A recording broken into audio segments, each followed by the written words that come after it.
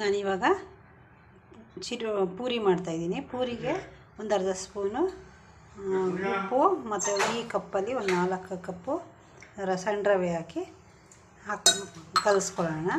ಇದು ಶುಗರ್ ಅವ್ರಿಗೆ ರವೆ ಹಾಕೋದ್ರಿಂದ ಶುಗರ್ ಅವರು ಮಕ್ಕಳವ್ರಿಗೆ ಎಲ್ಲರಿಗೂ ಒಳ್ಳೆಯದು ಹೆಲ್ತಿಗೆ, ಮತ್ತು ಸಾಫ್ಟಾಗಿ ಚೆನ್ನಾಗಿರುತ್ತೆ.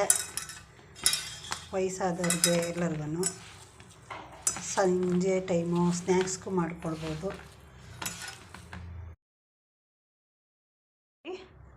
ನಾನಿದು ಈ ರೌಂಡ್ಗೆ ನಾನು ಉಂಡೆ ಹಾಕ್ಕೊಂಡಿದ್ದೀನಿ.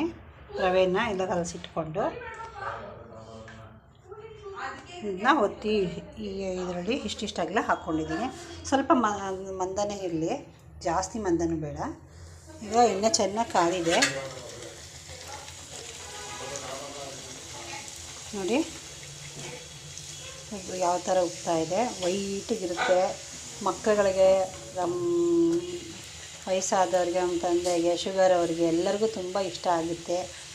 ಮಾಡಿ ನೋಡಿ ಸೂಪರಾಗಿರುತ್ತೆ. ಹೆಲ್ತ್ಗೂ ಒಳ್ಳೆಯದು. ಬಟ್ ಕೊಬ್ಬರಿ ಎಣ್ಣೆ ನಾವು ಯೂಸ್ ಮಾಡ್ತಾಯಿದ್ದೀವಿ. ಸನ್ಫ್ಲವರ್ ಯೂಸ್ ಮಾಡಿದ್ರೆ ತುಂಬ ಚೆನ್ನಾಗಿ ಆಗುತ್ತೆ. ನೋಡಿ ಪೂರಿ ರೆಡಿಯಾಗಿದೆ.